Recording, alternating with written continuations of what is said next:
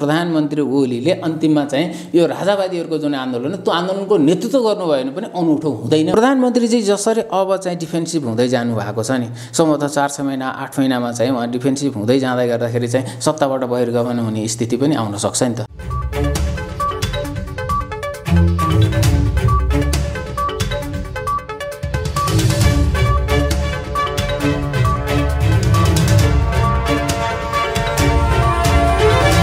नमस्कार आदरणीय दर्शकवृन्द, AP news यात्राको यो अर्को एउटा विशेष संवादमा यहाँहरूलाई धेरै स्वागत छ। म रोहित भण्डारी। दर्शकवृन्द, सत्तारूढ दल नेकपाको विवाद चरमोत्कर्षमा पुगिरहेका बेला सडकमा राजसंस्था पक्षधरहरूका आन्दोलनले तीव्रता पाएका छन् र सडकमा राजसंस्था पक्षधरहरूको आन्दोलनले तीव्रता पाउँदै गर्दा संसदमा रहेका दलहरू गणतन्त्रको रक्षा कसरी गर्न सकिन्छ भन्ने सन्दर्भमा चिन्तित पनि देखिन थालेका छन् र यही पृष्ठभूमिमा प्रधानमन्त्री केपी शर्मा ओलीले सर्वदलीय बैठक समेत बोलाउनु भएको अवस्था छ। हामी आजको कार्यक्रममा विशेष गरी सत्तारूढ दल नेकपाको विवाद उत्कर्षमा पुग्दै गर्दा सडकमा जुन प्रकारका प्रदर्शनहरू भइरहेका छन्, यी प्रदर्शनहरूले के सङ्केत गर्लान् र अब होला के, यसैमा केन्द्रित रहेर कुराकानी गर्दैछौँ। र यसका लागि यति बेला हामीसँग स्टुडियोमा हुनुहुन्छ राजनैतिक विश्लेषक उद्धव सिग्दल। स्वागत छ यहाँलाई। धन्यवाद रोहितजी। आराम हुनुहुन्छ? ठिक छु। यो सडकमा राजसंस्था पक्षधरहरूका प्रदर्शनले एकपछि अर्को गर्दै त्यो तीव्रता एक खालको उचाइ प्राप्त गरिरहेको अवस्था छ। यता नेकपाको विवाद चरमोत्कर्षमा पुगेको छ। अब होला चाहिँ के, यहाँबाट कुराकानी सुरु गरेँ मैले। धन्यवाद रोहितजी। अब होला चाहिँ के भन्दा पनि हामीले यसको अलिकति पृष्ठभूमिलाई हेऱ्यौँ भने यहाँसम्म कसरी आइपुगेर यो आन्दोलन किन उठिरहेको छ भन्ने कुराहरूलाई हामीले सहज रूपमा बुझ्न सक्छौँ।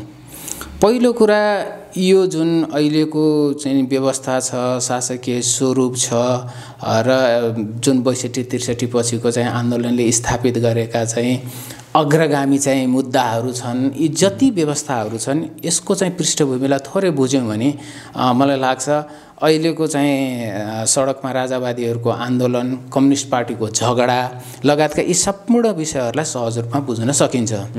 पहिलो कुरा के हो भन्दाखेरि चाहिँ कम्युनिस्ट पार्टीको चाहिँ फाउन्डेसनलाई हामीले हेऱ्यौँ भने त्यो कम्युनिस्ट पार्टीको फाउन्डेसन कहाँबाट सुरु हुन्छ भनेर भन्दाखेरि एउटा 47 सालको शान्ति प्रक्रियामा आएको अथवा 47 सालको आन्दोलनै गरेर तत्पश्चात चाहिँ जुन साम्यवादी चाहिँ शासन व्यवस्थातिर चाहिँ जान सकिँदैन र यो प्रजातान्त्रिक चाहिँ प्रक्रियाबाट नै अगाडि आउने भन्ने खालको चाहिँ एउटा त्यति बेलाको भने, अर्को 52 साल पछिको 10 वर्ष सशस्त्र द्वन्द्वपछि चाहिँ 62-63 पछि शान्ति प्रक्रियामा आएको हो।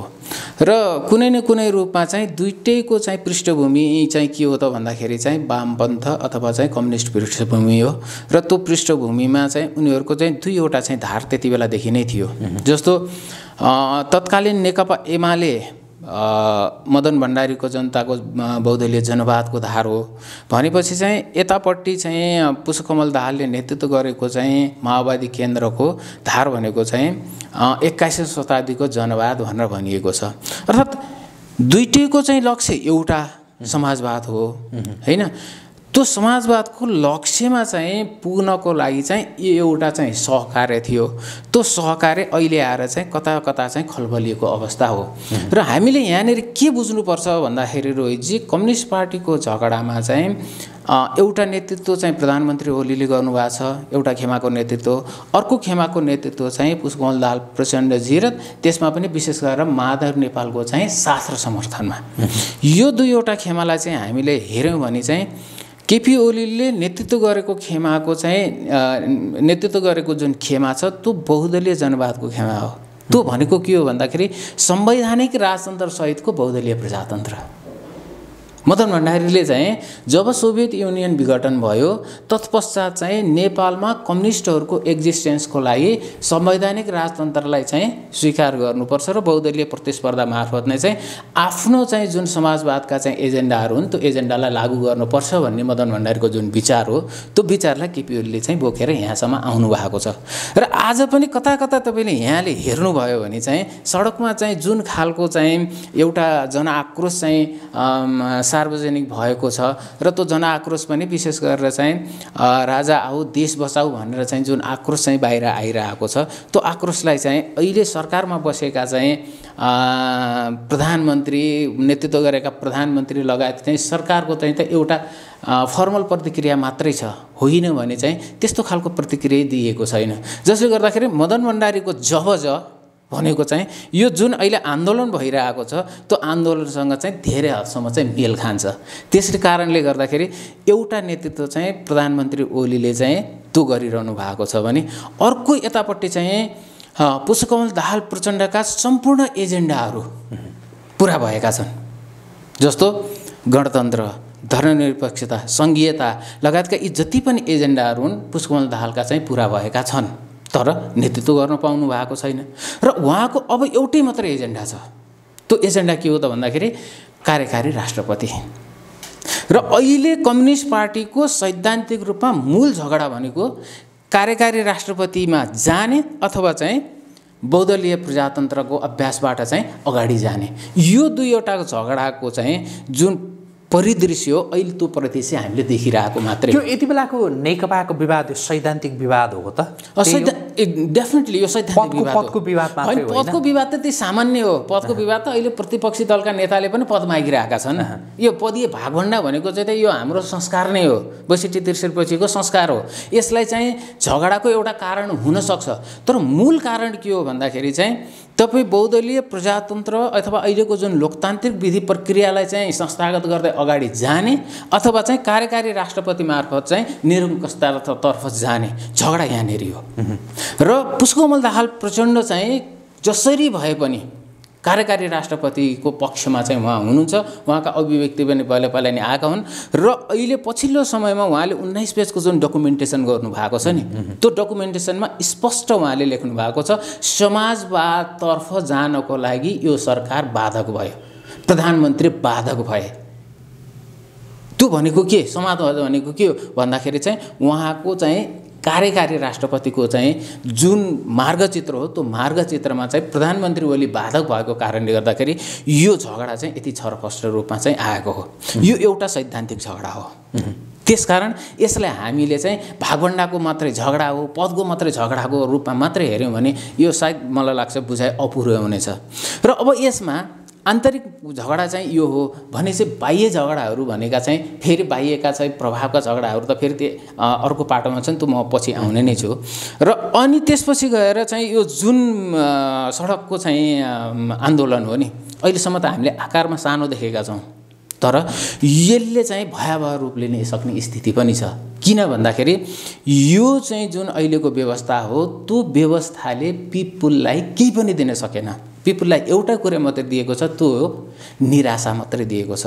त्यो निराशा दिएको कारणले गर्दाखेरि चाहिँ अहिले सानो समूहमा आएको छ र तपाईँको यो लाखौँ बेरोजगार युवाहरू त्यसपछि गएर चाहिँ धेरै चाहिँ जो सेवा सुविधाबाट वञ्चित भएका नागरिकहरू सडकमा आउँदै गर्दाखेरि चाहिँ मलाई लाग्छ यो राज्य व्यवस्थाले त्यो सडकको चाहिँ जुन दबाब हो त्यो दबाबलाई थेक्न सक्ने अवस्थामा चाहिँ पुग्दैन र त्यो थेक्न नसक्ने अवस्थामा चाहिँ नपुग्ला त्यो खालको स्थिति आउला भनेर नै मलाई लाग्छ सायद आजको चाहिँ यो सर्वदलीय बैठक चाहिँ जुन बस्न खोजिरहेको छ त्यो सर्वदलीय बैठकको चाहिँ एउटा अन्तर्निहित उद्देश्य त्यहाँनिर पनि देखिन्छ। अब होला कि तपाईँले जुन पृष्ठभूमिहरू कोट्याउनुभयो, पृष्ठभूमिहरू उल्लेख गर्नुभयो, अब होला कि तपाईँले देखेको मैले सरसर्ती देखेको चाहिँ अहिले कम्युनिस्ट पार्टीको चाहिँ यो झगडाहरू भइरहन्छ र यो झगडा निरन्तर रूपमा चाहिँ अगाडि जान्छ।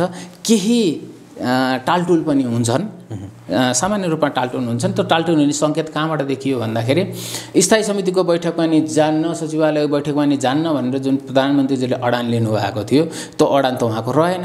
उहाँले कहीँ न कतै पार्टीसँग सरेन्डर गर्नुभयो, एउटा चिठी पठाउनु भयो र स्थायी समितिले चाहिँ मेरा यी विषयहरूमा पनि चाहिँ सोच दियोस्, मेरो चाहिँ यी कन्सर्नहरूलाई पनि हेरिदियोस् भनेर जुन कुरा भन्नुभएको छ, त्यसबाट चाहिँ के देखिन्छ भन्दाखेरि आज पार्टीमा चाहिँ माधव कुमार नेपाल, पुष्पकमल दाहाल लगायतको चाहिँ जुन 5 भाइ 6 भाइ हुनुहुन्छ, त्यो 6 भाइहरू अलि बलियो भएको अवस्था र प्रधानमन्त्रीजी पार्टीमा खुम्चिएको अवस्था।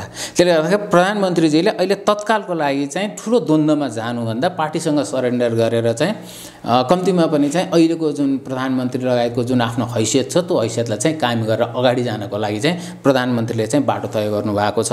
र अहिले तत्कालको लागि केही समयको लागि चाहिँ यसरी नै मलाई लाग्छ अब आउने 28 गतेको स्थायी समितिको बैठक र तत्पश्चात चाहिँ 5 गतेको चाहिँ केन्द्रीय समितिको बैठक भनेर जुन भनिएको छ, त्यो बैठकमा प्रधानमन्त्रीलाई चाहिँ कम्तीमा पनि पार्टीको चाहिँ कार्यकारी चाहिँ जुन तौर तरिकाहरू त्योबाट चाहिँ उहाँलाई चाहिँ विश्राम दिने र सरकारमा मात्रै केन्द्रित गराउने खालको एउटा निर्णय भएर चाहिँ कम्युनिस्ट पार्टी एक ठाउँमा आउँछ।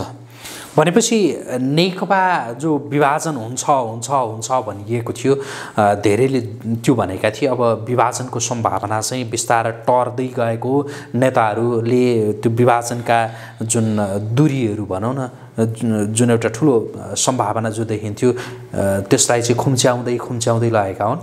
त्यो करिब खुम्चिँदै गएको अवस्था हो र त्यो खुम्चिँदै किन पनि जानु पर्यो भनेर भन्दाखेरि चाहिँ अहिले दुईटैसँग चाहिँ विकल्प छैनन्। जस्तो भोलि पार्टी ब्रेक भइरह्यो भने चाहिँ प्रधानमन्त्री ओली पनि सुरक्षित हुनुहुन्न, त्यसपछि गएर पार्टीका चाहिँ अरू पुष्पकमल दाहाल लगायतका चाहिँ माधव कुमार नेपालहरू पनि सुरक्षित हुनुहुन्न। त्यसले गर्दाखेरि चाहिँ अहिले जसरी चाहिँ राज्य दोहन गर्न पाइएको छ, त्यो राज्य दोहन गर्नको लागि चाहिँ त उहाँहरू मिल्नुको विकल्प छैन। त्यसकारण कुनै न कुनै रूपमा चाहिँ उहाँहरूले कुनै न कुनै एउटा बहाना बनाएर मिल्नुहुन्छ, तर भित्री रूपमा चाहिँ उहाँहरूको मिलेको हुँदैन, किनभने त्यहाँनिर सैद्धान्तिक चाहिँ असहमति छ।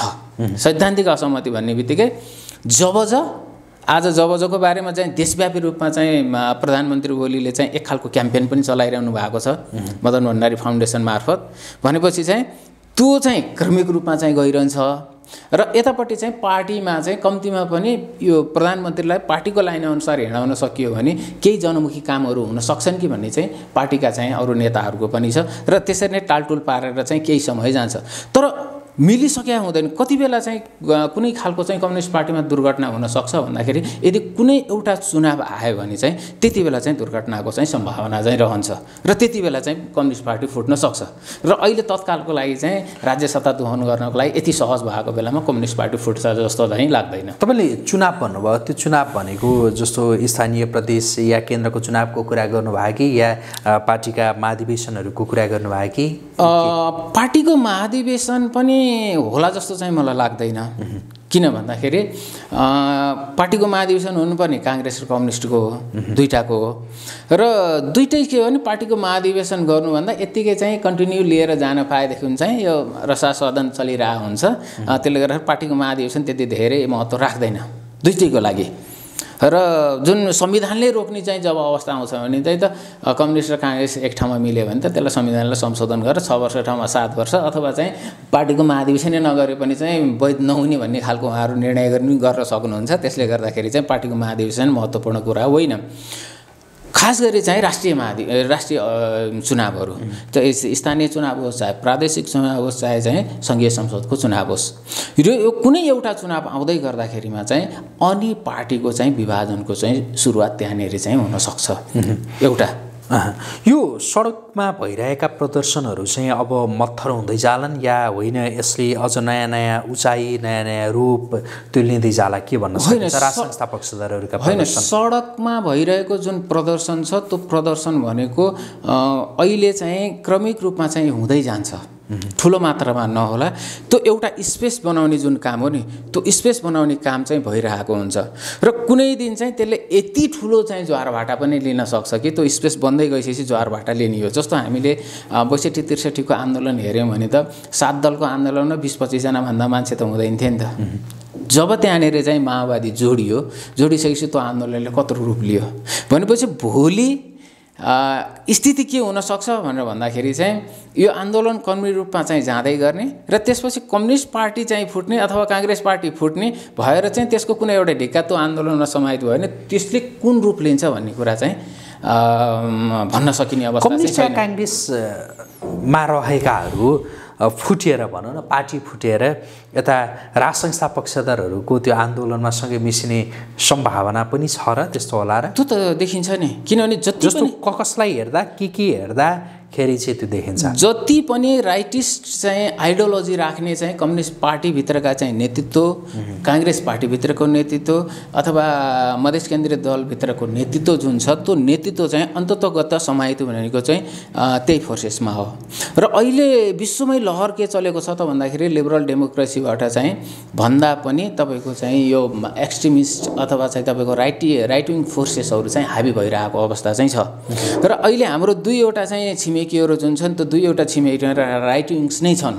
कम्युनिस्ट भनिए तापनि चाहिँ उत्तरी चीन कम्युनिस्ट भनिए तापनि चाहिँ कन्फ्युसियस र बुद्धिज्मलाई चाहिँ उसले बोकेर जसरी हिँडिरहेको छ त्यो पनि चाहिँ एक्सट्रिमिस्ट अथवा राइट विङ्सतिर नै गइरहेको छ। भनेपछि भारतमा चाहिँ राइट विङ्सको त चाहिँ स्टाब्लिस पोलिटिक्स नै भयो। एक कार्यकाल नरेन्द्र मोदीले खाइसक्नुभयो, अर्को कार्यकाल चाहिँ उहाँ चलाइरहनु भएको छ र थप तेस्रो कार्यकालको लागि पनि त्यहाँ तयारी भइरहेको छ। भनेपछि चाहिँ राइट विङको पोलिटिक्स चाहिँ त्यतातिर पनि चाहिँ चलिरहेको र यहाँ पनि चाहिँ जनमत हेर्दाखेरि राइट विङ्सको जनमत चाहिँ धेरै ठुलो छ। र जसरी चाहिँ धर्मनिरपेक्षता गणतन्त्र जसरी लिएर आइयो नि यो पिपुलको कन्सेन्टभन्दा बाहिरबाट लिएर आइएको कुरा हो। त्यसले गर्दाखेरि त्यसमा पनि चाहिँ पिपुललाई समाहित गरिएको छैन, अर्थात् पिपुललाई चाहिँ कन्सेन्टमा लिएर पिपुलको निर्णयलाई अथवा पिपुललाई त्यो निर्णयहरूमा सामेल गराइएन। जसको कारणले गर्दाखेरि राइट विङ्सको चाहिँ ठुलो स्पेस भएको कारणले गर्दाखेरि यहाँलाई मैले सुरुमा पनि भने प्रधानमन्त्री ओलीले जबज भनेर भन्नुभएको छ भनेर भनियो नि। जबज भनेको संवैधानिक राष्ट्र संसदको बहुदलीय प्रजातन्त्र हो। त्यसले गर्दाखेरि भोलि त्यो कम्युनिस्ट पार्टी चाहिँ स्प्लिट भयो भने पनि त्यो राइट विङ्सको पोलिटिक्स गर्ने भनेको चाहिँ प्रधानमन्त्री केपी शर्मा ओलीले नै हो। यहाँले भन्नुभयो प्रधानमन्त्री केपी शर्मा ओली राज संस्था पक्षधरहरूको त्यो आन्दोलनलाई समर्थन गरेर भोलिका दिनमा त्यसैको नेतृत्वका साथ अगाडि बढ्न सक्नुहुन्छ भनेर भन्नुभयो। समर्थन गरेर नै प्रधानमन्त्री ओलीले नै नेतृत्व गर्न सक्नुहुन्छ राज संस्था फर्काउनका लागि। त्यो एकदम धेरै ठुलो सम्भावना छ। तपाईँ के आधारमा भनिरहनु भएको छ? अब म आधार प्रधानमन्त्री केपी शर्मा ओली नै राज संस्था फर्काउने त्यो अभियानमा लाग्नुहुन्छ भनेर के आधारमा भनिरहनु भएको छ? यो प्रधानमन्त्री ओलीका प्रति तपाईँले लगाएको आरोप पनि हुन सक्छ। मैले आरोप लगाएको होइन। प्रधानमन्त्री ओली जसरी 62-63को जनआन्दोलन जस्तो उहाँको भूमिका देखियो नि, उहाँ त्यति मुखर रूपमा चाहिँ त्यो आन्दोलनमा सहभागी भएको पात्र होइन। र उहाँलाई चाहिँ कहीँ न कतै मैले आरोप लगाएको होइन, कहीँ न कतै चाहिँ यो जुन अहिलेको चाहिँ व्यवस्था छ, जुन प्रक्रिया छ, त्यो व्यवस्था र प्रक्रियाले चाहिँ कतै राष्ट्रलाई कमजोर गरिरहेको त छैन भन्ने खालको चाहिँ एउटा अनुभूति पनि छ प्रधानमन्त्री ओलीमा। यो कुरा चाहिँ हामीले हेक्का राख्नुपर्ने हुन्छ। किन भन्दाखेरि उहाँले संहिताका बारेमा दिएको आफ्नो चाहिँ अभिव्यक्ति होस् अथवा चाहिँ गणतन्त्रको बारेमा दिएको उहाँका अभिव्यक्ति होस्, ती अभिव्यक्तिबाट पनि के देखिन्छ भने प्रधानमन्त्री ओली पूर्ण रूपमा चाहिँ यो जुन व्यवस्था छ यो व्यवस्थामा चाहिँ उहाँ खुसी हुनुहुन्न। तर नेतृत्व त आफैले गरिरहनु भएको छ। तर नेतृत्व गरिरहेको मान्छे कसरी चाहिँ जान सक्छ भन्ने खालको एउटा प्रश्न आउन सक्छ। र उहाँले चाहिँ जसरी राइट विङ्सको चाहिँ पोलिटिक्सलाई अगाडि बढाइरहनु भएको छ, जस्तो यहाँले एउटा उदाहरण दिउँ, ठोरीको मुद्दालाई उहाँले जसरी उठाउनु भयो, त्यो ठोरीको मुद्दा भनेको के हो त भन्दा राइट विङ्सको पोलिटिक्सलाई चाहिँ एउटा स्पेसको दायरालाई बढाउने खालको काम हो। र त्यो काम पनि उहाँले गर्नुभएको छ एउटा। र उहाँले चुनाव केका कारणले जित्नुभयो? आर्थिक विकास समृद्धि यो चुनाव जित्ने चाहिँ उहाँको कारण भन्दा नि इन्डियासँग प्रतिरोध गर्दाखेरि, अर्थात् महेन्द्र पछिको चाहिँ दोस्रो राष्ट्रपति नेताको रूपमा केपी ओलीलाई चाहिँ आज सम्झिन्छ। अर्थात् चाहिँ साँच्चै भन्दाखेरि राष्ट्रवादका चाहिँ मुद्दामा महेन्द्रको उत्तराधिकारी, राजा महेन्द्रको उत्तराधिकारी भने मतलब चाहिँ महेन्द्रले पनि त राइट विङ्सको पोलिटिक्स गरे हो नि त। त्यस कारण चाहिँ त्यो राइट विङ्सको पोलिटिक्सको जुन दरबारको चाहिँ स्पेस हो त्यो स्पेसलाई चाहिँ प्रधानमन्त्री ओलीले कहीँ न कतै लिनुभएको छ। राष्ट्रियताको मुद्दामा त लिइसक्नुभयो। अब बाँकी रह्यो चाहिँ सामाजिक सांस्कृतिक चाहिँ जुन मुद्दाहरू ती मुद्दामा पनि उहाँ आफू प्रयत्नशील भइरहनु भएको छ। त्यो त प्रमाणहरूले देखाइरहेका छन्। भनेपछि प्रधानमन्त्री ओलीले अन्तिममा चाहिँ यो राजावादीहरूको जुन आन्दोलन त्यो आन्दोलनको नेतृत्व गर्नुभयो भने पनि अनौठो हुँदैन भन्ने खालको चाहिँ मेरो तर्क हो। अरू त्यस्ता केही आधारहरू छन् ताकि तपाईँले भनिरहनु भएको छ राज संस्था फर्काउने अभियानमा नै प्रधानमन्त्री केपी शर्मा ओली स्वयं नै लाग्न सक्नुहुन्छ भनेर? अरू केही आधारहरू छन्? मैले त्यसका राष्ट्रिय एउटा भयो सँगसँगै अन्तर्राष्ट्रिय आधारहरू पनि पक्कै पनि देखिन्छ। जस्तो भारत चाहिँ आज यति खुम्चिएको छ नि नेपालमा मलाई, किन खुम्च्यो? उसले आफ्नो जुन पोलिसी हो त्यो पोलिसीमा जब शिफ्ट गरेपछि चाहिँ भारत खुम्चिन सुरु भएको हो। जस्तो 2 पिलर पोलिसी हो नि भारतले नेपालप्रति हेर्ने गरिरहेको, त्यो भनेको संवैधानिक राष्ट्र संसद बहुदलीय प्रजातन्त्र। त्यो जब चाहिँ संवैधानिक राष्ट्र संस्थाको चाहिँ पाटोलाई उसले चाहिँ अन्त्य गरेर चाहिँ बहुदलीय प्रजातन्त्रमा मात्रै अथवा गणतन्त्रमा मात्रै जब गयो नि, गइसकेपछि चाहिँ भारत खुम्चिँदै गयो। आज भारतलाई चाहिँ रिभिजिट गर्ने चाहिँ परिस्थिति आएको। जस्तो भारतीय विश्लेषकहरूले भनेका छन् त्यति बेलाको हाम्रो निर्णय गलत थियो है भनेर आज भारतीय विश्लेषकहरूले भनिरहेका छन्। किन भन्दाखेरि चाहिँ आज जसरी चाहिँ नेपाल मामलामा चाहिँ भारत खुम्चिएर चाहिँ चीनको चाहिँ जबरजस्त प्रवेश भयो, यसमा कहीँ न कतै चाहिँ हाम्रो त्रुटि छ है, हाम्रो नीतिगत त्रुटि छ भनेर चाहिँ भारतले चाहिँ नीतिगत रूपमा नै चाहिँ त्यो कुराहरूलाई चाहिँ हेर्न खोजिरहेको छ। जसको कारणले गर्दाखेरि चाहिँ कहीँ न कतै भारत पनि यो जुन आफ्नो चाहिँ गुमेको साख हो, त्यो गुमेको साखलाई संवैधानिक राष्ट्र संस्था र चाहिँ बहुदलीय प्रजातन्त्रको जुन हिजोको 2 पिलर पोलिसीमा फर्कियौँ भने चाहिँ त्यो फर्किन सक्छ कि भन्ने खालको चाहिँ एउटा उनीहरूलाई चाहिँ अपेक्षा पनि छ। त्यसको साथसाथै चाहिँ तपाईँ उत्तरी चीनले कहिल्यै पनि नेपालको आन्तरिक मामलामा चाहिँ कहिल्यै पनि हेरेन। हिजो राष्ट्र संस्था भइन्जेल उसले सम्पूर्ण राष्ट्र संस्था मार्फत नै चाहिँ आफ्ना कुराहरू चाहिँ डिल गर्थ्यो। जस्तो पञ्चायत कालमा राष्ट्र संस्था मार्फत डिल गरेको थियो। बहुदलीय प्रजातन्त्र आइसकेपछि चाहिँ दलहरू भन्दा पनि चाहिँ राष्ट्र संस्थासँग नै उसको चाहिँ एक खालको चाहिँ लेनदेन हुन्थ्यो। र अहिले पछिल्लो चरणमा आइसकेपछि ऊ दलहरूप्रति चाहिँ यति खालको चाहिँ निराशा चाहिँ छायो अथवा चाहिँ दलहरूप्रति चाहिँ उसको यस्तो विश्वास रहेन कि जसको कारणले गर्दाखेरि चाहिँ झन्डै सी जिनपिङ पछिको सेकेन्ड म्यान हैन, स्टेट काउन्सिलकै मिनिस्टर हैन, रक्षा मन्त्री नै चाहिँ आएर सबभन्दा बेसी समय कहाँ उनले बिताएका छन्? राजनीतिक दलहरूसँग, राष्ट्रपतिसँग, प्रधानमन्त्रीसँग त उनले बिताएनन्। उनी आएर चाहिँ सेनासँग चाहिँ उनले सबभन्दा बेसी समय बिताएका छन्। त्यसले के सङ्केत गर्छ भन्दाखेरि चाहिँ उत्तरी चीन पनि चाहिँ कुनै न कुनै रूपमा चाहिँ सैन्य चाहिँ सहयोगलाई मजबुत बनाएर चाहिँ राजनीतिक दलहरूबाट चाहिँ यदि आफ्नो आन्तरिक सुरक्षाको चाहिँ थ्रेटलाई चाहिँ न्यूनीकरण गर्न सकेन भने भोलि सेना मार्फत पनि चाहिँ त्यो कुरालाई न्यूनीकरण गर्नको लागि चाहिँ उसले त्यतातिर गएर आइरहेको चाहिँ देखिन्छ। र यसबाट के देखिन्छ भन्दाखेरि राजनीतिक दलहरूप्रति इमिडिएट छिमेकीहरूको विश्वास घट्दै गइरहेको छ। र इमिडिएट छिमेकीहरूको चाहिँ चासो कहाँनिर छ त भन्दाखेरि सेनामा छ। यसले के देखाउँछ त भन्दाखेरि चाहिँ त्यो सेनालाई चाहिँ हिजोको जस्तो चाहिँ नेतृत्वमा चाहिँ राजा आउने र चाहिँ सेनाको नेतृत्व गर्ने र चाहिँ राजा र चाहिँ सेना एक ठाउँमा बसेर चाहिँ हाम्रो इन्टरनल सेक्युरिटी थ्रेटलाई चाहिँ कम गर्न सकिन्छ कि भन्ने खालको कुनै न कुनै खालको चाहिँ चिन्तन र बहस चाहिँ हाम्रा छिमेकीहरूमा अहिले भइरहेको छ। र दुईटैले बडो गम्भीरतापूर्वक हेरिरहेका छन्। चीनले धेरै पहिलादेखि यसलाई गम्भीरतापूर्वक हेर्दै आइरहेको हो र अहिले भारतले पनि त्यो गम्भीरतापूर्वक हेरिरहेको कारणले गर्दाखेरि कहीँ न कतै यो छिमेकीहरू पनि अहिले मुखर रूपमा नआए तापनि चाहिँ संवैधानिक राष्ट्र संस्था र बहुदलीय प्रजातन्त्रको पक्षमा जाने जस्तो चाहिँ सङ्केतहरू यिनीहरूले देखाइरहेका छन्। यो जस्तो छिमेकीहरूले एक हिसाबले राष्ट्र संस्थातिर आफ्नो झुकाव बढाउँदै गएको र तपाईले के भन्नुभयो प्रधानमन्त्री केपी शर्मा ओली पनि यति बेला सफ्ट देखिएको, यसलाई हेरेर जस्तो सडकमा राष्ट्र संस्था पक्षधरहरूले त्यो प्रदर्शनलाई दिनहुँ झैँ गरिरहेका हुन् त, ताकि राष्ट्र संस्था पक्षधरहरू उत्साहित हुनुका पछाडिका कारणहरू अरू केही छन् त्यस्ता? पहिलो कारण भनेको सरकारको पर्फर्मेन्स नभएको कारणले गर्दा उनीहरू उत्साहित भएका हुन् हैन। एउटा राष्ट्र संस्थावादीहरूलाई के चाहिँ मसला मिल्यो त भन्दाखेरि चाहिँ के नै गणतन्त्रले चाहिँ आर्थिक समृद्धि र विकास दिन्छ भनेको थियो नि, आखिरमा हेर त तिमीहरूलाई करको बोझ भए केही पनि दिएन हैन। यति धेरै चाहिँ तिमीहरूले चाहिँ सरकारहरू पाल्न परेको छ। त्यति मात्रै होइन, स्थानीय सरकार समेत चाहिँ यति झुजिलो स्थानीय सरकार तिमीहरूले पाल्न परेको छ। आखिरमा तिमीहरू कर मात्रै तिर्नुभयो, तिमीहरूले त केही पनि सेवा सुविधा पाएन। जुन जनताको चाहिँ निराशा हो, जुन आम नागरिकको चाहिँ दुःख र समस्या हो, त्यो दुःख र समस्यामा चाहिँ सरकार चाहिँ कहीँ कतै पनि नजुडेको कारणले गर्दाखेरि चाहिँ यो स्पेस खडा भएको। र अर्को सबैभन्दा महत्त्वपूर्ण चाहिँ कुरा के हो रोहितजी भन्दा आज सत्ता पक्ष फेल भएको छ, सम्पूर्ण रूपमा फेल भएकै हो। यसमा अब कुनै दुविधा छैन। सत्ता सम्पूर्ण रूपमा नागरिकको हक अधिकार स्थापित गर्ने कुरामा चाहिँ पूर्ण रूपमा विफल भयो।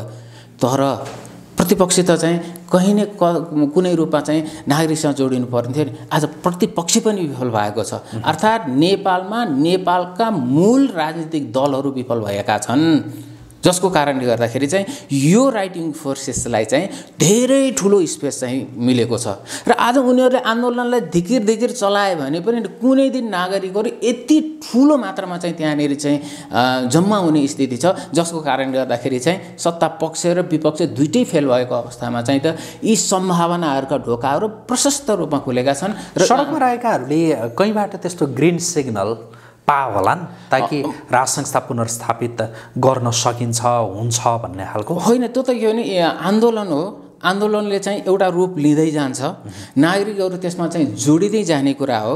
त्यो कहीँ बाहिरबाट चाहिँ सिग्नल पाएको भन्दा पनि चाहिँ मलाई लाग्छ यो हामी भित्रैबाट चाहिँ भएको कुराहरू चाहिँ जस्तो लाग्छ। किन भन्दाखेरि बाहिरबाट चाहिँ त्यसरी सिग्नल दिएको चाहिँ छैन। किन भन्दा राज संस्थालाई के राम्रोसँग थाहा छ भन्दाखेरि चाहिँ यदि बाहिरको शक्तिबाट चाहिँ म आएँ भने चाहिँ त मेरो पनि यदि राजनीतिक दलको जस्तो चाहिँ हालत हुन्छ भन्ने कुरा उनलाई राम्रोसँग थाहा छ। त्यसले गर्दाखेरि बाहिरको शक्तिको उक्साहटबाट चाहिँ यसपटक चाहिँ राज संस्था चाहिँ औला जस्तो चाहिँ लाग्दैन। यदि आइहाल्यो भने पनि त्यो चाहिँ दीर्घायु हुँदैन, त्यो लामो हुँदैन। त्यो भएको कारणले गर्दाखेरि यो बाहिर भन्दा पनि चाहिँ अहिले चाहिँ यही भित्रबाट नै चाहिँ जुन जनताको चाहिँ निराशा हो, त्यो निराशालाई चाहिँ क्यास गर्दै चाहिँ अगाडि आउने चाहिँ क्रमको रूपमा चाहिँ हेरिनुपर्छ। यति बेला सडकमा रहेका राज संस्था पक्षधरहरूको मुख्य समस्या भनेको त्यो नेतृत्वको समस्या देखिन्छ होइन। नेतृत्व गर्ने मान्छे नै छैन भनेर धेरैले भनिरहेछन् र सँगसँगै एकले अर्काको अस्तित्व स्वीकार्ने त्यो क्षमता ती सडकमा रहेकाहरूमा देखिएन भनेर भनिन्छ। तपाईँले त्यस्तो देख्नु भएको छ? ताकि हुन त तपाईँले अघि भन्नुभयो प्रधानमन्त्री नै अगाडि सर्न सक्ने त्यो सम्भावना पनि छ भनेर। त्यो सम्भावना अब कतिको बलियो होला कमजोर होला त्यो एउटा बाटो रह्यो। त्योभन्दा बाहेक सडकको नेतृत्व गर्ने गरी कोही अगाडि सर्न सक्ने त्यस्तो देखिन्छ? रोहितजी, यो एउटा चाहिँ अहिलेको चाहिँ आन्दोलनको सबैभन्दा ठुलो समस्या हो, नेतृत्व चाहिँ नभएको। र नेतृत्व नहुँदै गर्दाखेरि चाहिँ त्यो भिड कतातिर जान्छ भन्ने कुरा पनि थाहा हुँदैन। र एउटा कुरा चाहिँ नेपाली चाहिँ नागरिकको, नेपाली जनताको मनोविज्ञान के हो त भन्दाखेरि कुनै राजनीतिक गरेको चाहिँ नेतृत्व आयो भने त्यो नेतृत्वलाई चाहिँ विश्वास गर्ने, यो बडो अचम्म खालको चाहिँ नेपाली जनताको मनोविज्ञान छ। राजनीति गरेर आएकोलाई चाहिँ छिटो विश्वास गर्ने, त्यसको सरस्वती चाहिँ हामीले उदाहरण हेऱ्यौँ भने कमल थापालाई चाहिँ कति छिटो विश्वास गरे।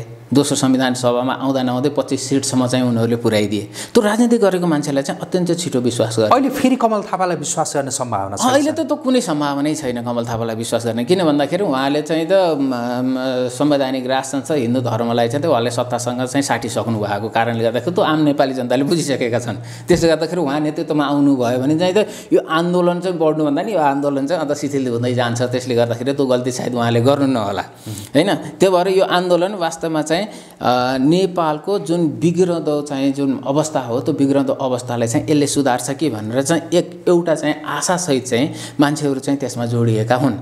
र नेतृत्वकै कुराहरूमा चाहिँ मैले देखेको एउटा त यहाँले आरोप भन्नुभयो, मेरो त्यो आरोप होइन। यदि चाहिँ राष्ट्र साँच्चै नै चाहिँ सङ्कटमा चाहिँ जान्छ भने चाहिँ यसलाई कुनै न कुनै रूपको चाहिँ निकास दिनको लागि चाहिँ प्रधानमन्त्री ओलीले चाहिँ इनिसिएट गर्नुहुन्छ, त्यसको नेतृत्व गरेर चाहिँ राष्ट्रलाई निकास दिनुहुन्छ भने पनि चाहिँ त्यो उहाँको लागि चाहिँ श्रेयकै कुरा हो। त्यसले गर्दाखेरि चाहिँ त्यो नेतृत्व एउटा हुनसक्छ। त्यसपछि गएर अर्को नेतृत्वको हो त भन्दाखेरि यिनै राजनीतिक दलबाट चाहिँ जुन संवैधानिक राज संस्थाका पक्षका हुन्, त्यो संवैधानिक राज संस्थाका पक्षका चाहिँ व्यक्ति पनि त्यसमा चाहिँ जोडिन सक्छ। जस्तो अहिले विपिन कोइराला जोडिएका छन् काङ्ग्रेसबाट होइन। त्यसपछि कम्युनिस्टबाट चाहिँ मुखर रूपमा नदेखिए तापनि चाहिँ स्थानीय अथवा जिल्ला तहमा त्यहाँका चाहिँ कम्युनिस्टका काङ्ग्रेसका नेताहरू पनि त्यसमा चाहिँ जोडिएका छन् भने एउटा चाहिँ यहाँले के चाहिँ विचार गर्नुपर्छ भन्दा काङ्ग्रेसका चाहिँ महामन्त्री शशाङ्क कोइरालाले हिन्दू राष्ट्रको पक्षमा चाहिँ जुन खालको आवाज चाहिँ त्यही भित्र बुलन्द उनले गरिरहेका छन्, सायद उनले चाहिँ पछि आएर यसको नेतृत्व लिए भने पनि यसले चाहिँ एउटा आकार लिएर चाहिँ किनारमा पुर्याउन चाहिँ सक्छ। त्यसले गर्दाखेरि आउने राजनीतिक नेतृत्व नै हो। अहिलेको अभियानका चाहिँ मान्छेहरूलाई चाहिँ आम नागरिकले चाहिँ त्यति सहजै रूपमा चाहिँ विश्वास गर्न सकेका छैनन्। किन भन्दाखेरि चाहिँ उनीहरूले त्यसको क्रेडिबिलिटीलाई पनि हेर्दो रहेछ। राजनीतिक दलको त हिजो त जेल नेल परेका, दुःख लोकतन्त्रका लडेका ती सबै देखेर उनीहरूलाई विश्वास गरिया हो नि। नि त। र आजको त चाहिँ कोही त्यसरी टेस्टेड भइसकेका कोही पनि छैनन् यो अभियान अन्तर्गत। त्यसरी लिडरसिपको क्राइसिस छ र भोलि यो आन्दोलन अलिकति चाहिँ मात्रामा चाहिँ बढ्दै गयो भने चाहिँ त्यो राजनीतिक दल पनि चाहिँ यसैमा हाम फाल्न सक्ने सम्भावना पनि देखिन्छ। तपाईँले प्रधानमन्त्री केपी शर्मा ओलीका प्रति जुन खालको विश्लेषण गरिरहनु भएको छ, जुन खालको अनुमान लगाइरहनु भएको छ, अब जस्तो प्रधानमन्त्री ओली चाहिँ अहिले प्रधानमन्त्रीकै कुर्सीमा रहेका बखत नै राज संस्था पक्षधरहरूको यो आन्दोलनमा उहाँले त्यो नेतृत्व लिने गरी अगाडि बढ्ने त्यो सम्भावना देख्नु भएको छ कि या प्रधानमन्त्रीको कुर्सीबाट हटिसकेपछि? सम्भवतः अहिले सरसर्ती हेर्दाखेरि प्रधानमन्त्री ओलीले चाहिँ जसरी चाहिँ पार्टीमा सरेन्डर गर्नुभयो नि, पार्टीमा त उहाँको हैसियत त कमजोर भइसकेको त्यसले देखियो। र भोलि पार्टीमा हैसियत गुमाउँदै जाँदाखेरि भोलि राज्य सत्ताको हैसियत पनि घुम्न सक्छ। तर घुम्यो भने चाहिँ त उहाँले चाहिँ नेतृत्व गर्नको लागि चाहिँ सहनु हो। अहिले संवैधानिक हिसाबले पनि अहिले प्रधानमन्त्री भइरहेको बेलामा चाहिँ त्यो आन्दोलनमा जाने भन्ने कुराहरू त हुँदैन हो। त्यसलाई चाहिँ अध्यक्ष रूपमा चाहिँ भित्रबाट सहयोग गर्नु ती अर्का पाटा हुन्, तर दृश्य रूपमा चाहिँ यो संविधानको बरखिलाफ हुन्छ। त्यसले गर्दा प्रधानमन्त्री त हुनुहुन्न। प्रधानमन्त्री चाहिँ जसरी अब चाहिँ डिफेन्सिभ हुँदै जानु भएको छ नि, सम्भवतः 4-6 महिना 8 महिनामा चाहिँ उहाँ डिफेन्सिभ हुँदै जाँदै गर्दाखेरि चाहिँ सत्ताबाट बहिर्गमन हुने स्थिति पनि आउन सक्छ नि त। र सत्ताबाट बहिर्गमन हुनुभयो भने चाहिँ उहाँले राजनीति गर्नको लागि योभन्दा चाहिँ उपयुक्त र राम्रो प्लेटफर्म र अरू हुन सक्दैन, किनभने उहाँको पार्टीमा आफ्नो गुट हुँदै हुन्छ। र त्यसपछि गएर चाहिँ यो जुन राइटिङ फोक्सेसको चाहिँ जति पनि चाहिँ नागरिकहरू छ यिनलाई चाहिँ एकोमोडेट गर्न सक्नुभयो भने त फेरि अर्को चुनाव पनि प्रधानमन्त्री ओलीकै पक्षमा जान सक्छ।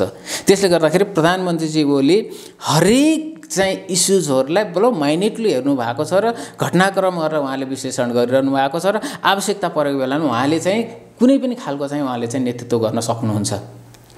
प्रधानमन्त्री ओलीले यति बेला नेकपाको विवाद उत्कर्षमा पुग्दै जाँदा विभिन्न खालका स्टेपहरू चाल्न सक्नुहुन्छ भनेर धेरै प्रकारका विश्लेषणहरू भए यो बिचमा, होइन?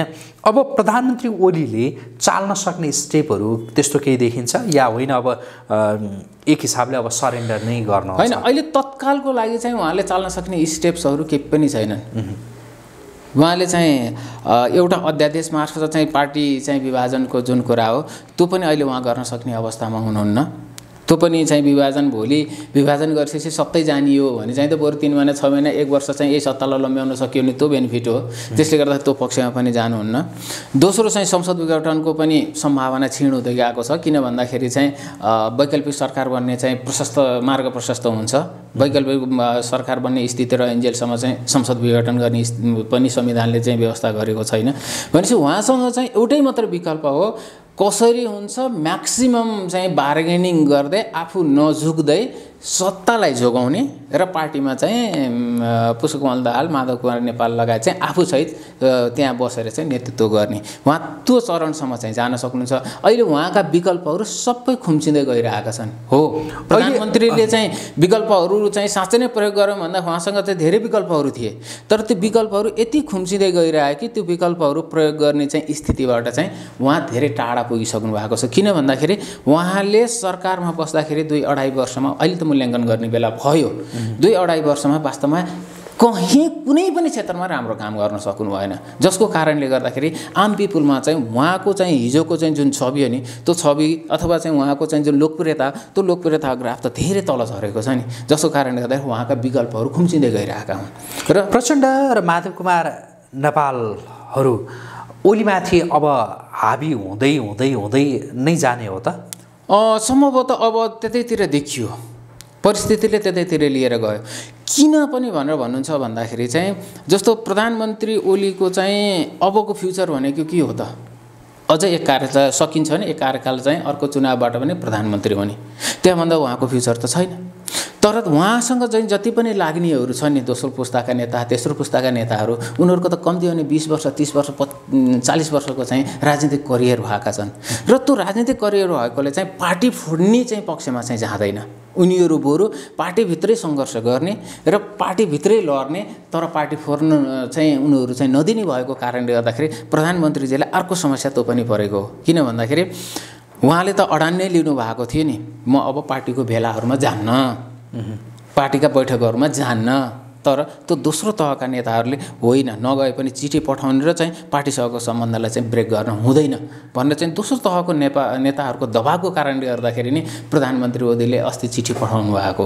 यसकारण चाहिँ के हो त भन्दाखेरि प्रधानमन्त्रीका विकल्पहरू खुम्चिँदै गए र अब पार्टीमा पुष्पकमल दाहाल भन्दा पनि म त भन्छु माधव कुमार नेपाल कम्युनिस्ट पार्टीमा चाहिँ सर्वसम्मत नेताको रूपमा चाहिँ स्थापित हुनुभयो। किन प्रचण्ड भन्दा माधव कुमार नेपाल? किन भन्दाखेरि प्रधानमन्त्री ओलीले प्रचण्डलाई नमान्ने, प्रचण्डले प्रधानमन्त्री ओलीलाई नमान्ने भनेपछि माधव कुमार नेपाललाई प्रचण्डजीले पनि मान्ने, प्रधानमन्त्री ओलीले पनि मान्ने, एउटा साझा नेताको रूपमा चाहिँ कम्युनिस्ट पार्टीले पायो र अब कम्युनिस्ट पार्टीको नेतृत्व भनेको चाहिँ माधव कुमार नेपालकैमा जाने भन्ने कुरा चाहिँ त करिब चाहिँ त्यो देखियो। अहिलेका चाहिँ घटनाक्रमहरूले त्यतातिर अहिले जस्तो दोस्रो पुस्तामा नेतृत्व हस्तान्तरणको त्यो कुरा पनि आछ नि त। जस्तो प्रधानमन्त्री ओलीले त्यो प्रस्ताव राख्नुभयो, म तयार छु भनेर, र सँगै सोध्नुभयो कमरेड प्रचण्ड तपाईँ पनि तयार हो भनेर, यता प्रचण्डले पछिल्लो पटक म पनि तयार छु भनेर भन्नुभयो भन्ने कुरा आइरहेछ। त्यो अवस्थामा साँच्चै नेतृत्व हस्तान्तरण पुस्तान्तरण भनौँ न एक हिसाबले त्यो होला या माधव कुमार नेपालकै पल्टामा जाला? अब होइन, त्यो त रणनीति मात्रै हो, त्यो प्रधानमन्त्री ओलीको रणनीति मात्रै हो। उहाँ तयार हो, उहाँ तयार कुनै पनि हालतमा तयार हुनुहुन्न नि, त्यो रणनीति मात्रै हो। त्यो बारेमा चाहिँ बहस गर्नुको चाहिँ मलाई लाग्छ त्यति धेरै चाहिँ तुक छैन, किनभने प्रधानमन्त्री ओली चाहिँ पुस्तान्तरण गर्ने कुराहरू म पनि पुस्तान्तरण गर्न तयार छु भनेर चाहिँ पुष्पकमल दाहाल प्रचण्डजीले पनि भन्नुभएको छ। उहाँहरूको दुईटैको आफ्नो किसिमको रणनीति छन्। प्रधानमन्त्री ओलीले पुस्तान्तरणको कुरा लिएर आउने, महाधिवेशनमा जाने र महाधिवेशनमा आफै अध्यक्ष हुने, प्रधानमन्त्री ओलीको पुस्तान्तरणको अहिले नाम लिने, तर पुस्ता तयार नै भयो नि त, क्षण महिने आयो भन्ने, उहाँ महाधिवेशनसम्म चाहिँ जाने र महाधिवेशन अध्यक्ष हुने हो। यता पुष्पकमल दाहालजीको चाहिँ के हो त भन्दाखेरि पुस्तान्तरण चाहिँ गर्ने कति बेला भन्दाखेरि पार्टीले संविधान संशोधन गरेर चाहिँ कार्यकारी राष्ट्रपतिमा चाहिँ आफू जान पाएपछि चाहिँ यता पुस्तान्तरण होस् कि जेसुकै होस्, उहाँको रणनीति त्यतातिर हो। त्यसरी यो सबै रणनीति खेल हुने, यो पुस्तान्तरण गर्ने कोही पनि होइन। त्यसरी अहिले कम्युनिस्ट पार्टीलाई चाहिँ बडो सुविधाजनक स्थिति के आयो त भन्दाखेरि चाहिँ त्यहाँनिर सबैले चाहिँ पचाएको लिडरसिप चाहिँ इस्टाब्लिस भयो। किन भन्दाखेरि माधव कुमार नेपालमा त्यो एउटा समन्वय गर्ने चाहिँ क्षमता रहेछ। किनभने हिजो 15 वर्ष चाहिँ नेकपा एमालेको लिडरसिप पनि लिनुभएको र आज कम्युनिस्ट पार्टीको लिडरसिप लिनको लागि चाहिँ त सर्वसम्मत नेताको रूपमा चाहिँ माधव कुमार नेपाल स्थापित हुँदै गर्दाखेरिमा वास्तवमा कम्युनिस्ट पार्टी आज एक भएको पनि चाहिँ उहाँकै कारणले हो। अब समग्रमा यो राज संस्थाको विषयमा कुरा गर्दाखेरि चाहिँ जस्तो माधव कुमार नेपाल सर्वसम्मत नेता हुनुभयो अरे होइन नेकपामा, त्यो अवस्था रहँदाका बखत यो राज संस्थाको मुद्दा के होला? गणतन्त्र पक्षधरहरूले पुरै दबाएर जालान् या के गर्लान्? नेकपाले के गर्ला? नेपाली कङ्ग्रेसले के गर्ला? या होइन त्यो नेतृत्वमा भनौँ न नेकपाको या नेपाली कङ्ग्रेसको या अरू कुनै पार्टीको जो कोही भए पनि अब यसलाई चाहिँ रोक्न सक्ने त्यो सम्भावना छैन, छेक्न सक्ने सम्भावना छैन? होइन, दुईवटा पक्षबाट यसलाई विश्लेषण गरौँ है। जस्तो त्यहाँनिर चाहिँ हाम्रो आफ्नो मात्रै कुरा रहँदैन त्यो अवस्थामा। किन भन्दा 62-63 पछि त हामीले हाम्रो राजनीतिलाई चाहिँ त कता लिएर गयौँ, बाहिरहरूको यति धेरै प्रभाव पर्न थाले कि जसको कारणले गर्दाखेरि चाहिँ हाम्रो राजनीति हाम्रो हातमा मात्रै छैन। जस्तो हाम्रो हातमा मात्रै हुन्थ्यो भने चाहिँ हामीले एक ढङ्गबाट विश्लेषण गर्न सकिन्थ्यो, तर हाम्रो राजनीति चाहिँ बाहिरको पनि चलखेलमा चाहिँ निर्भर हुने भएको कारणले गर्दाखेरि, बाहिरको प्रभावमा पनि चाहिँ पर्ने भएको कारणले गर्दाखेरि चाहिँ ठ्याक्कै यसै हुन्छ भनेर चाहिँ हामीले भनियो भने चाहिँ त्यो गलत साबित हुन सक्छ। तर एउटा सम्भावनाको चाहिँ खेल के हो त भन्दाखेरि आज वैचारिक रूपमा चाहिँ प्रतिस्पर्धा चाहिँ सुरु भएको छ। यो हरेक पार्टीमा छ। कम्युनिस्ट पार्टीमा पनि एउटा पक्ष संवैधानिक राज संस्थासहित बहुदलीय प्रजातन्त्रको पक्षमा छ जुन मुखर रूपमा आएको छैन। काङ्ग्रेसमा पनि त्यो पक्ष छँदैछ र काङ्ग्रेस र कम्युनिस्टमा चाहिँ त्यो मुखर रूपमा चाहिँ यदि त्यो पक्ष चाहिँ आयो भने यतातिर प्रचण्डजीहरूको चाहिँ संविधान संशोधन गरेर चाहिँ कार्यकारी राष्ट्रपति हुने अथवा चाहिँ भोलि एक हिसाबको भनौँ अधिनायकवादतिर जाने जो सोच र चिन्तन हो त्यहाँनिर ब्रेक लाग्न सक्छ। त्यसरी आज हरेक पार्टीमा चाहिँ द्वन्द्व छ, वैचारिक द्वन्द्वै छ। जस्तो काङ्ग्रेसमा हेर्नुभयो भने चाहिँ काङ्ग्रेसमा चाहिँ त गणतन्त्रवादीहरू, अब रामचन्द्र पौडेल गणतन्त्रवादी, शेरबहादुर देउवा गणतन्त्रवादी, कृष्ण सिटौला र विमलेन निधिरीहरू भन्नै परेन, तर त्यहाँनिर कोइरालाहरू अझै पनि पूर्ण गणतन्त्रवादी हुन् कि संवैधानिक राजतन्त्रका हुन् त्यो अझ चाहिँ मुखर रूपमा चाहिँ आइसकेका चाहिँ छैनन्। भनेपछि त्यहाँ पार्टीमा पनि के देखिन्छ भन्दाखेरि त्यहाँनिर अन्तर्विरोध छ। यो व्यवस्थालाई चाहिँ हामीले दिगो रूपमा अगाडि लिएर जान सकिँदैन भन्ने कुराहरूमा चाहिँ दुविधा छ। र सबैभन्दा महत्त्वपूर्ण कुरा के हो त भन्दाखेरि चाहिँ यो संविधानलाई कुनै पनि राजनीतिक दलले पूर्ण रूपमा चाहिँ अनरसिप लिएको छैन। वास्तवमा चाहिँ संविधान नै बेवारिसी अवस्थामा जान्छ भने चाहिँ त विकल्प के त? भोलिका दिनमा कङ्ग्रेसको नेतृत्व चाहिँ कोइराला परिवारको हातमा पुनः गयो भनेदेखि यो व्यवस्थाका विषयमा नै कङ्ग्रेस सोच्नतिर लाग्छ होला कि के होला? होइन, अब यस्तो छ, यो अहिले चाहिँ तत्कालको लागि चाहिँ कम्युनिस्ट पार्टीको चाहिँ दृष्टिकोण के हुन्छ त्यो महत्त्वपूर्ण हुन्छ र त्यो कम्युनिस्ट पार्टीको लिडरसिपमा को आउँछ त्यो महत्त्वपूर्ण हुन्छ। जस्तो कम्युनिस्ट पार्टीको लिडरसिपमा पुष्पकमल दाहाल प्रचण्ड आउनुभयो भने चाहिँ अर्को कोर्स लिन्छ। त्यसले के हो, कस्तो हो त्यो कोर्स भनेको चाहिँ कार्यकारी राष्ट्रपतिकै कोर्स हो। पुष्पकमल दाहाल प्रचण्ड आउनुभयो भने र त्यो कार्यकारी राष्ट्रपतिको कोर्समा चाहिँ उहाँले जति पनि गणतान्त्रिक धारका चाहिँ पार्टीहरू छन्, पार्टीहरूमा चाहिँ गणतान्त्रिक धार छ, त्यो सबैलाई एक ठाउँमा ल्याउनुहुन्छ। जस्तो काङ्ग्रेसभित्रको चाहिँ गणतान्त्रिकहरू जति छन्, किसिम सिटरला लगायतकालाई चाहिँ उहाँले एकोमोडेट गर्नुहुन्छ। उतातिर तराईतिर गएपछि उपेन्द्र यादव लगायत बाबुराम भट्टराई ती सबैलाई एकोमोडेट गरेर कार्यकारी राष्ट्रपतिको एउटा धार र अर्को धार भनेको चाहिँ जस्तो त्यो केपी ओलीले नेतृत्व गर्नुभयो भने चाहिँ त संवैधानिक राष्ट्र संसदको बहुदलीय प्रजातन्त्रको धार पनि आउन सक्छ। त्यसमा काङ्ग्रेसभित्रका चाहिँ महामन्त्री कोइरालाहरू पनि त्यो धारमा चाहिँ उभिन सक्छन् र त्यसपछि गएर चाहिँ तराईमा मधेसवादी दलहरूमा पनि पूर्व राजापाहरू त्यो धारमा उभिन सक्छन्। त्यसैले गर्दाखेरि यो के हो भन्दाखेरि अब किता काट चाहिँ हुने प्रक्रिया सुरु भएको छ। कसको हातमा नेतृत्व जान्छ त्यो सबैभन्दा महत्त्वपूर्ण हो। हुन्छ, आजका लागि कुराकानी यति गरौँ। जुन समय दिनुभयो यसका लागि यहाँलाई धेरै धन्यवाद। धन्यवाद रोहितजी। अहिलेको चाहिँ यो जुन सडक तातिरहेको छ यो समसामयिक विषयमा चाहिँ जुन अवसर दिनुभयो यसको लागि यहाँलाई पुनः धन्यवाद। आदरणीय दर्शकवृन्द, हामी कुराकानी गर्दैथ्यौँ राजनीतिक विश्लेषक उद्धव सिग्देलसँग। उहाँसँगको यो कुराकानीसँगै एपी न्युज यात्राको विशेष संवाद अहिलेका लागि यहीँ सकिन्छ। एपी न्युज यात्रा सँगै रहनुहोला। नमस्कार।